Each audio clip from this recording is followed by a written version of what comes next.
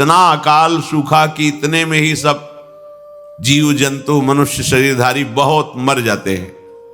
भयंकर सूखा, गर्म वायु तपती हुई, बचना मुश्किल है। उसी के घर्षण से दावानल बड़े बड़े वनों में आग लग जाती है। पानी बूंद नहीं, न तालाब में, न कुआं में, न सरोवर में, न सरिता में, सब उष्ण ताप से सूख जाता है। बिना पानी के, बिना अन्न के तड़प तड़प करके जीव मरते हैं। कितना भयानक कष्ट है प्रलय में। हमें तो कष्ट ही कष्ट है। अगर मुक्त नहीं होते तो कष्ट ही, मरना कष्ट, जीना कष्ट, फिर जन्मना कष्ट, फिर रोग कष्ट, विषाद, हर्ष, शोक, भय, मान, अपमान, पूरा जीवन, पूरे जन्म के जन्म जब विचार करके देखो तो यहां कष्ट के सिवा कुछ हाथ नहीं लगता है। पूरा जीवन हो गया कमा के, मर गए, फिर कुछ नहीं, फिर नई पढ़ाई, नई योग्यता, नया धन, नया परिवार, फिर मर गए, फिर न, कब से चल रहा है। भगवत प्राप्ति अनिवार्य है। अगर ये सुनकर के तुम्हें भय नहीं लग रहा तो भगवान की माया ने विशेष जकड़ रखा है। कहां हम जाएं? एक ही जगह है, भगवान की शरण। हमारी कितनी दुर्गति है, हम सोच नहीं पा रहे। कब मर जाए कोई पता नहीं। कोई हमारा मित्र है, पता नहीं।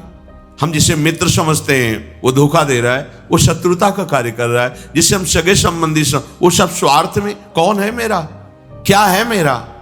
विचार करोगे तो अभी भयभीत हो जाओगे।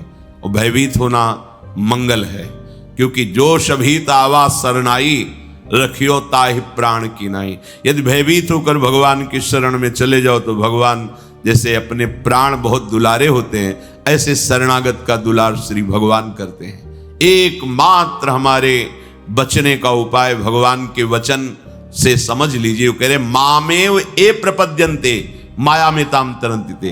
केवल मेरी शरण हो जाओगे तो मैं बचा लूंगा, नहीं तो इस भव समुद्र से बचना बहुत कठिन है। बड़ा दुखदाई है, अभी समझ में नहीं आ रहा, बड़ा दुखदाई है। कार में बैठे बैठे मुस्कुराते हुए पूरा परिवार जा रहा है, अंदर से पता नहीं क्या हुआ, कार में आग लग गई, सब भून गए पूरा परिवार।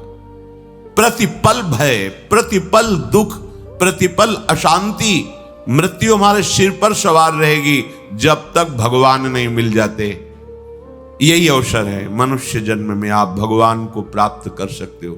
इस छोटी सी आयु में, छोटे समय में, बिना प्रयत्न के भगवान की प्राप्ति आपको हो जाएगी यदि शरणागत हो जाओ, हृदय से शरणागत हो जाओ। अभी कलियुग का परिसमाप्ति हो चुका है। सारा विश्व में मानव सभ्यता के लिए बड़ा आपद आ रहा है। कहीं जल प्रलय, कहीं भूकंप। तो यह भूकंप बढ़ता जाएगा, क्योंकि प्रभु पहले आप लोगों को सचेतन करते हैं। देश मानव में भक्ति भाव समर्पण का जागृत हो जाए और मानव लोग ये भी समझ जाएं कि कलियुग अब नहीं रहने वाला है, अब सत्य युग आने वाला है। तो हमको क्या करना है, कैसे हम सत्य युग का मानव बनेंगे? तो सत्य युग का मानव बनने के लिए रोज त्रिकाल संध्या, श्रीमद् भागवत महापुराण पठन, 16 नाम 10 अवतार, दुर्गा माधव स्तुति, माधव नाम भजन, जो मनुष्य लोग इसको करेंगे वही लोग सत्य युग के मानव बनेंगे। और सत्य युग के मानव बनने के लिए हमको ये करना जरूरी है।